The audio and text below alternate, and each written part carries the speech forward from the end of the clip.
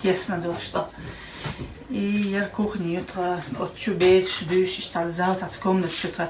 И мы живем под квартиру дах 2007 года день.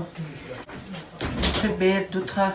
У нас 5 детей, одна у нас больная. Это обращение от семьи Костоевых из села Вознесеновское появилось в сети интернет буквально на днях. Просьба одна – помочь жильем. Сколько себя помнят, Костоевы скитаются по арендуемым домам, не имея собственного крова. Среда, поселки Долгтро.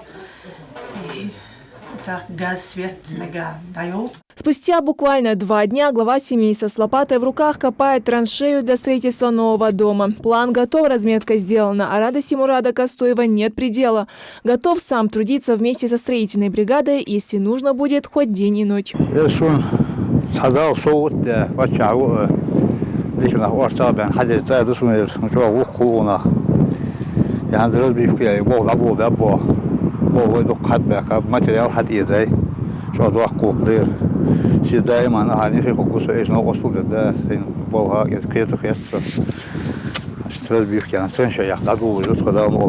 Раиса, хозяйка дома, не может нарадоваться тому, что совсем скоро у нее появится свой родной дом, своя большая кухня, холл, зал и детские комнаты. Она уже распределила, где чья комната будет располагаться. А то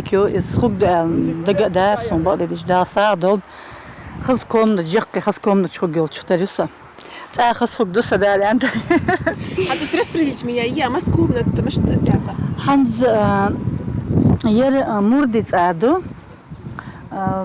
иги спальный ют, асан узел ют, прохожка, кухня. По поручению главы региона в рамках акции «Месяц чистых дел» на их участок в селении Нижние Очулки Костоевым привезли весь строительный материал, необходимый для возведения коробки дома, которая будет строиться 2 недели. На 13 дом. Комнаты были приют, хар, кенка, юар, юар, каждый ЗД. Вот хай он ванны едал.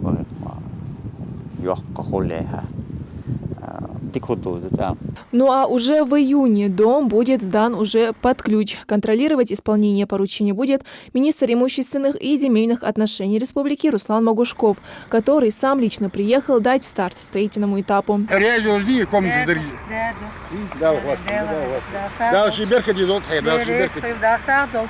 Осталось набраться терпения. Совсем скоро у Костоевых появятся свои родные стены, о которых они мечтали на протяжении долгих лет. В семье с радостью готовы помогать в строительстве дома, внося свой вклад в их общий семейный уют.